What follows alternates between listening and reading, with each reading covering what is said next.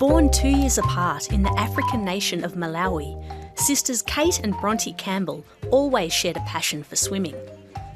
After moving to Australia in 2001, the girls started competing in freestyle and set their sights on the Olympics. At just 16, Cate made her Games debut. She's gone on to win 21 gold medals across the biggest international competitions. Smash it to smithereens! Cate Campbell will touch the line! Many of them shared with her younger sister, Bronte. This is It Takes Two. How would you describe Bronte? Bronte is probably one of the most determined people that I know. This makes me really uncomfortable. I don't like it. My hands are like all sweaty now. I admire Bronte's work ethic and her single-minded determination. If she decides... Also known as pig-headedness, stubbornness and stupidity. Also those words fit. Yeah, but you channel it in a really good direction. Most of the time. Kate's sort of embodied by being a big sister, so she's a very, very caring person. She always looked after me for as long as I can remember, pretty much. Obviously she's determined, hardworking, all those other fantastic things, but I think that's really Kate's defining feature. We used to annoy each other a lot as children, and then we kind of both hit on this dream of representing Australia and going to the Olympics together.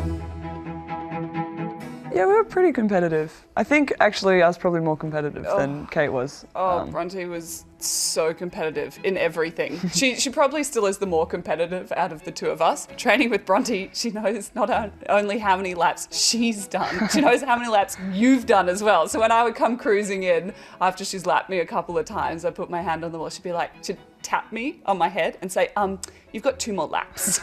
I was a pretty obnoxious 7-year-old. Excellent start from Bronte.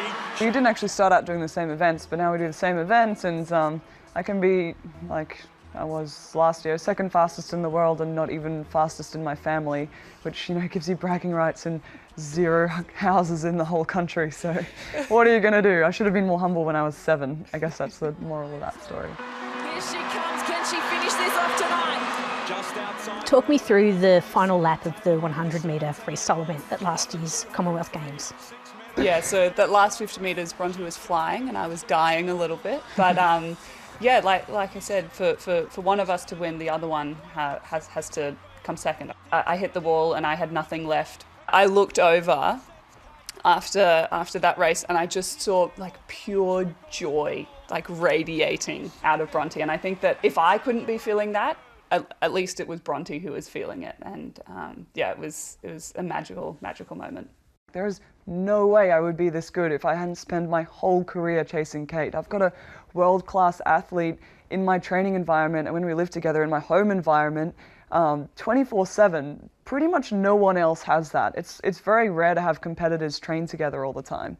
I think that's a really big secret to our success. I am not going to stop until I prove my innocence and fight to get myself back in the pool. You trained alongside Shayna Jack. What was it like finding out that she'd failed a drug test?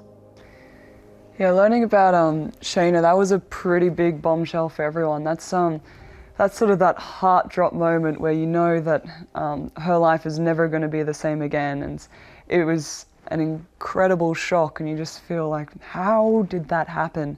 You just feel so sorry. That is your worst fear as an athlete, that it's very rigorous testing and we all abide by it to keep the sport clean. We all believe in it.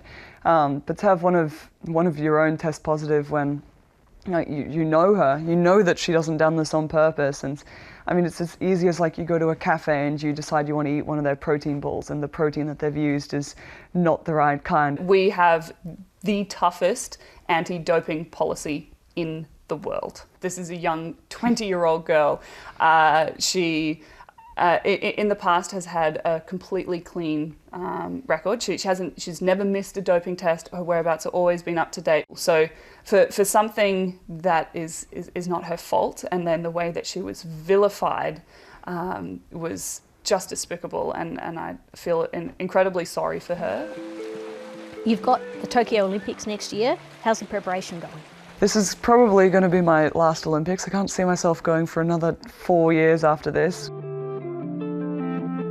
There is just something so magical about walking out in your green and gold tracksuit at an Olympic Games, at an Olympic final, with your sister right next to you, and you know that you're going to do this together. That feeling still gives me goosebumps just talking about it, because we're not racing against each other. Be able to do that together in a relay is something that is incredibly special.